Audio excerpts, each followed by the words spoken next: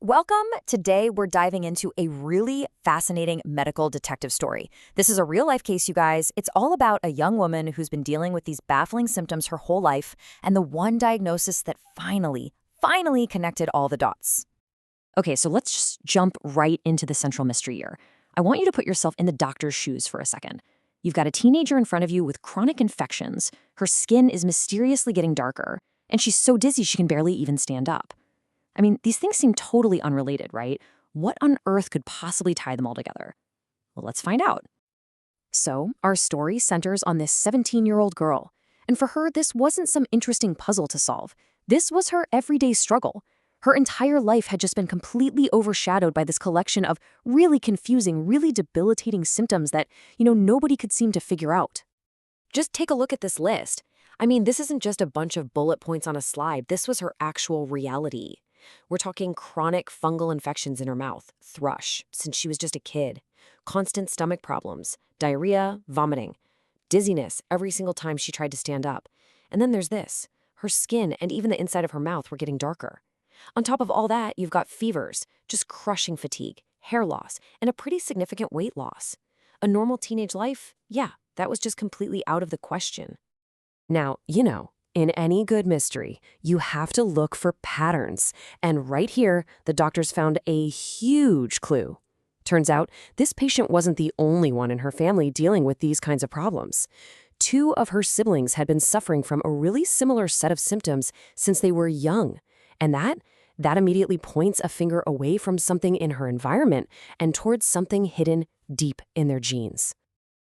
Okay, so with that massive clue about the family connection, the medical team really kicked their investigation into high gear. They went back to basics, a thorough physical exam and a whole battery of lab tests. They were just searching for any concrete, measurable clues that could finally point them in the right direction. And you know what? The physical exam immediately turned up some hard evidence. Her blood pressure was shockingly low. We're talking 75/40. The skin darkening she'd been talking about, it was clearly visible on her palms, her lips, and inside her mouth. And yep, sure enough, the oral thrush was there, that same persistent infection that had been bugging her for years. So these weren't just vague symptoms anymore. These were tangible, physical signs that her body was in serious distress. Okay, and this is where the story really starts to come together in the numbers. Her cortisol, that's the body's main stress hormone, was basically flatlining. It was so low.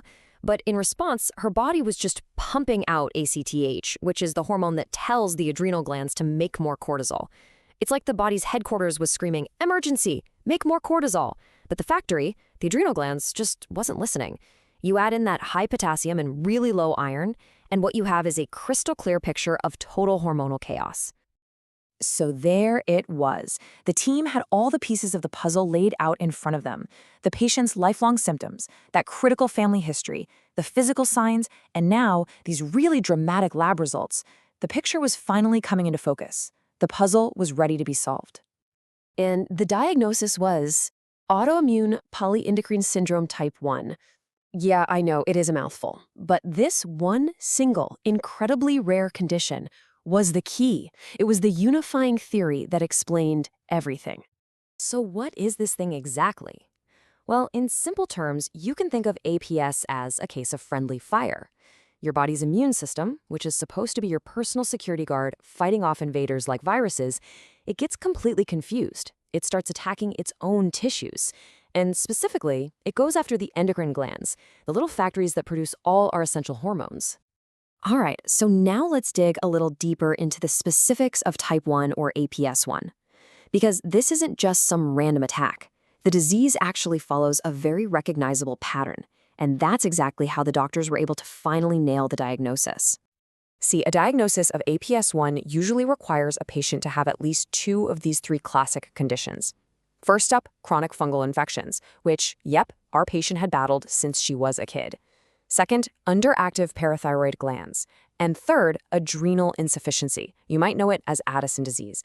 And that is exactly what her labs were screaming about. Her adrenal glands were damaged and couldn't make cortisol. She didn't just fit the bill. She was a textbook case. And this chart really just drives that point home. While the syndrome itself is super rare, for the people who actually have it, these triad symptoms are basically its calling card. I mean, look at this. Almost 100% of patients get those chronic fungal infections, and a huge majority, up to 80%, develop Addison disease. Her symptoms weren't some weird coincidence. They were a textbook example of this specific disorder. So just how rare are we talking here? Well, the prevalence is highest in certain genetically isolated groups. For instance, among Iranian Jews, the rate is about 1 in 9,000. And that rarity is a big reason why it can be so tough to diagnose and why that family history clue was so important. And this also explains why she had such a wild, bewildering list of symptoms. See, APS1 doesn't always stop with that classic triad. The autoimmune attack can spread to other parts of the body, which perfectly explains her hair loss, the chronic digestive issues, the crushing fatigue, all of it. It was all connected. You know, getting a diagnosis for a rare chronic disease, that can sound terrifying. But for this patient, it was the exact opposite. It was a massive breakthrough. For the very first time, there was a clear explanation for everything she'd been through. And with that explanation came something she hadn't had before, a clear path to getting better. And the treatment plan just made so much sense, it was very targeted. Step 1, get her into the hospital and get her hydrated, stabilize her. Step 2, replace the cortisol her body wasn't making, start with an IV, then move to oral steroids. Then you treat the local thrush infection, you address the anemia with iron, and finally, and this is so important, you educate the patient and her family on how to manage this for the long haul. And the turnaround? It was nothing short of incredible. Just look at this comparison. In only 10 days, the results were just astounding. Her severe dizziness? Greatly improved. Her dangerously low blood pressure shot back up to normal. The abdominal pain and vomiting? Gone. The thrush cleared up completely, and she actually started to gain weight. I mean, the life-changing power of a correct diagnosis is right here on this slide. So why does this all matter? Ultimately, what this case shows us is just how crucial it is to look for that single unifying cause when you have patients with these really complex multi-system illnesses. A whole lifetime of what seemed like random, disconnected problems was all traced back to one root cause. In treating that one thing, it completely transformed her life. And that really leaves us with a final lingering thought. This was the story of one 17-year-old girl, right?